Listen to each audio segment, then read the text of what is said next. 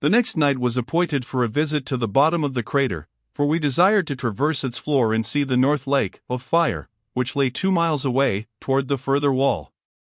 After dark, half a dozen of us set out, with lanterns and native guides, and climbed down a crazy, 1,000-foot pathway in a crevice fractured in the crater wall, and reached the bottom in safety. The eruption of the previous evening had spent its force and the floor looked black and cold, but when we ran out upon it we found it hot yet, to the feet, and it was likewise riven with crevices which revealed the underlying fires gleaming vindicatively. A neighboring cauldron was threatening to overflow, and this added to the dubiousness of the situation.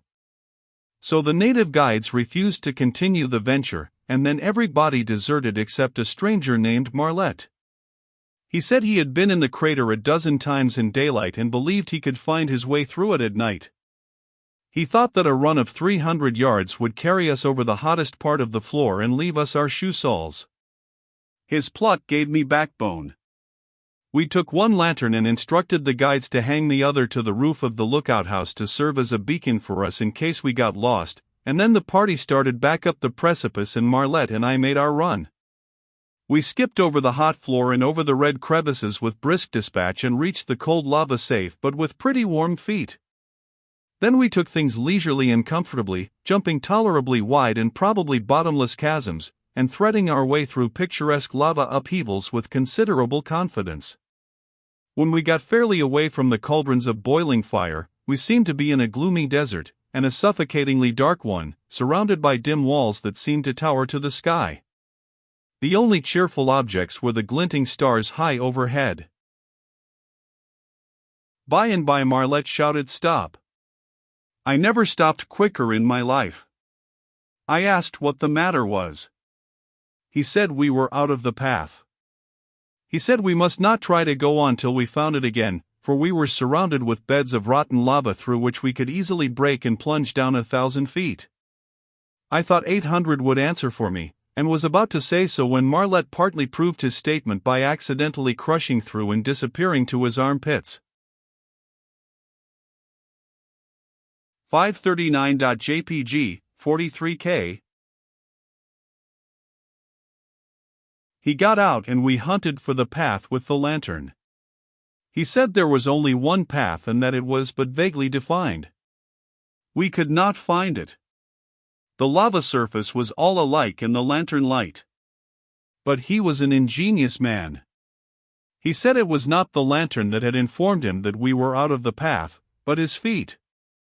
He had noticed a crisp grinding of fine lava needles under his feet, and some instinct reminded him that in the path these were all worn away. So he put the lantern behind him, and began to search with his boots instead of his eyes. It was good sagacity. The first time his foot touched a surface that did not grind under it, he announced that the trail was found again, and after that we kept up a sharp listening for the rasping sound, and it always warned us in time. It was a long tramp, but an exciting one. We reached the North Lake between 10 and 11 o'clock, and sat down on a huge overhanging lava shelf, tired but satisfied.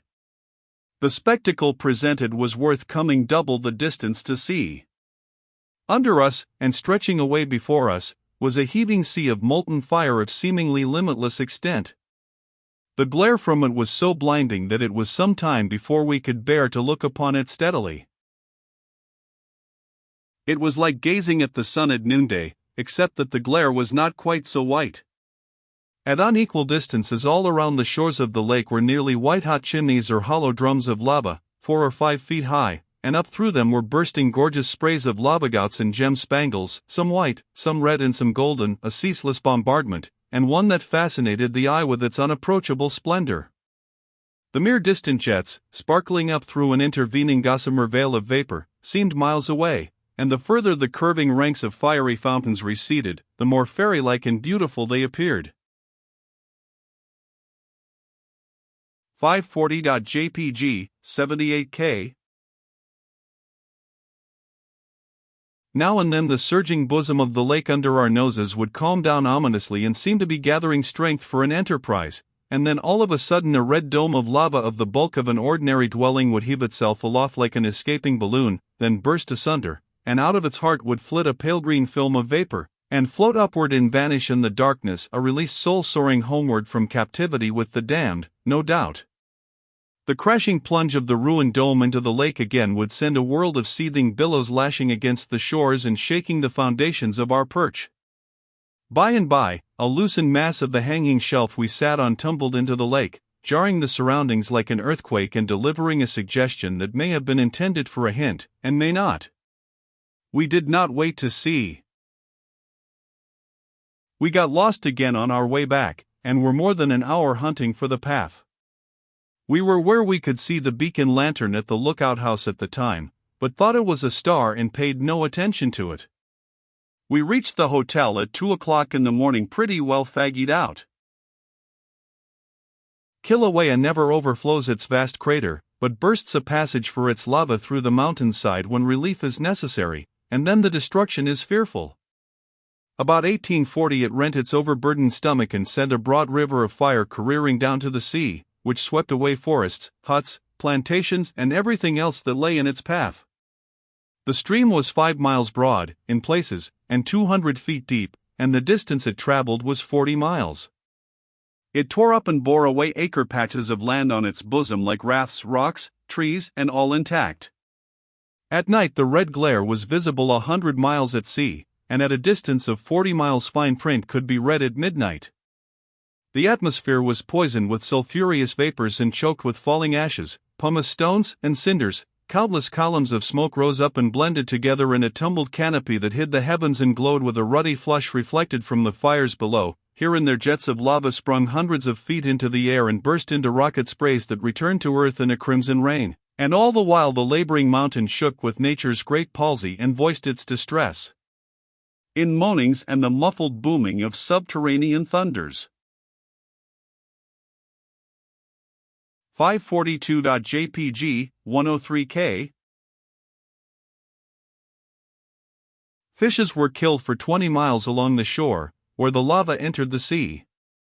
The earthquakes caused some loss of human life, and a prodigious tidal wave swept inland, carrying everything before it and drowning a number of natives. The devastation consummated along the route traversed by the river of lava was complete and incalculable.